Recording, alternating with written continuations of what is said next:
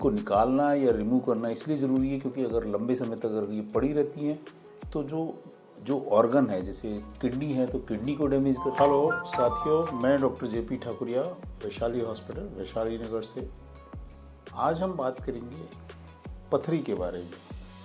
तो पथरी शरीर में कई जगह पर हो सकती है, जैसे गुर्दे की पथरी, पित्त की थैली की पथरी, या लार ग्रंथि में कई बार पथरी होती है, कई बार अग्नाशय में हो जाती है, प्रोस्टेट ग्रंथि में पथरी हो जाती है। उसके अलावा किडनी के अलावा मूत्र नली में पथरी हो जाती है, पेशाब की थैली में पथरी हो जाती है।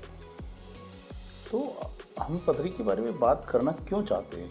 क्योंकि ये पथरी शरीर में कहीं पे भी उत्पन्न होती है तो ये तकलीफ़ देती है।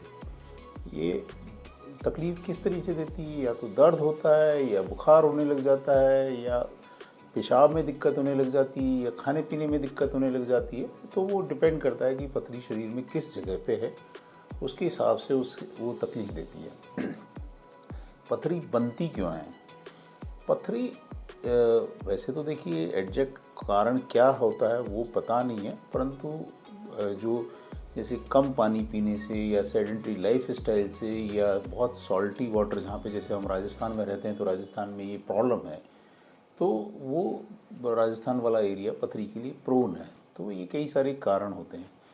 अब पथरी बनने के बाद में जो है ये है कि भी जो मरीज को, जो रोगी को, तो दर्द से या बुखार से या किसी अन्य समस्या की वजह से जब वो चिकित्सक के पास में जाता है तो चिकित्सक उसकी जांच करके बताता है कि भी पथरी या कुछ है। जांच में जैसे एक्सरे हो गया है, सोनोग्राफी हो गई, CT स्कैन होगा, MRI हो गया, इन सब जांचों से पता चलता है कि पथरी है, और पथरी कहाँ पे है, क्या है। जब पथरी शरीर में हो जाती है तो उसके बाद में कई बार कुछ पथरी होती है, जो छोटी पथरी होती हैं वो स्वयं अपने आप भी निकल जाती हैं, पर बड़ी पथरी है तो उसका कोई न कोई उपचार लेना पड़ता है। जैसे अगर पित्त की थैली में पथरी हो गई तो उसके लिए पित्त की थैली को ही निकालना पड़ता है, और आजकल पित्त की थैली का ऑपरेशन दूरबीन से होता है ना, उसमें कम छोटे छोटे छेद होते हैं, उससे होता है। ऐसे ही पेशाब की गुर्दे की पथरी जो होती है, अगर छोटी पथरी होती है, बहुत छोटी पथरी होती है तो अपने आप भी निकल जाती है। उसके अलावा बाहर से किरणों द्वारा, तरंगों द्वारा भी तोड़कर उसको निकालते हैं। अगर ज़्यादा बड़ी पथरी होती है तो दूरबीन द्वारा निकालते हैं। पेशाब की नली की पथरी का भी इसी तरह से सिस्टम होता है, आजकल लेज़र से भी तोड़कर निकालते हैं। पेशाब की थैली की पथरी को भी लेज़र से या किसी अन्य तरीके से तोड़कर निकालते हैं।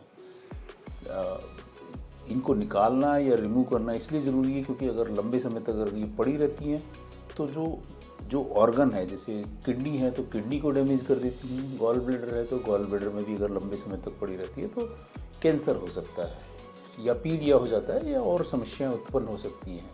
इसलिए पथरी शरीर में अधिक समय तक पड़ी रहती है तो दिक्कत का कारण होती है। अब एक बहुत ही जनमानस में भ्रांति है कि सब ये खाने से पथरी होती है, बीज वाली चीज़ें खाने से पथरी होती है, या ये खाने से पथरी होती है।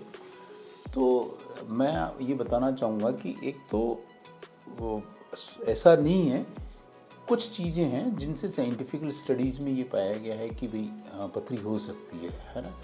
तो एक सबसे बड़ी बात है क्योंकि स्टूल का एक मुख्य अवयव कैल्शियम होता है, तो कई बार ये होता है कि मिल्क और मिल्क प्रोडक्ट्स लोग बंद कर देते हैं कि सब इससे पथरी होती है, जबकि ऐसा कोई साइंटिफिक स्टडीज़ नहीं है। तो मिल्क और मिल्क प्रोडक्ट्स के से पथरी नहीं होती है, और कृपया करके मिल्क प्रोडक्ट्स को बंद नहीं करें क्योंकि वो एक प्रोटीन का बहुत बड़ा सोर्स होता है। उसके अलावा जैसे पालक है उससे पथरी होती है, चुकंदर है, या जो लोग अधिक सॉल्टी डाइट लेते हैं तो उनसे प्रॉब्लम हो सकती है। डार्क कोला है, लिक्विड्स में अगर जैसे बात करें तो अपन डार्क कोला है उससे पथरी हो सकती है। मूंगफली है उससे पथरी की संभावना होती है। जिन लोगों का यूरिक एसिड ज़्यादा होता है उनकी यूरिक एसिड स्टोन बन जाता है।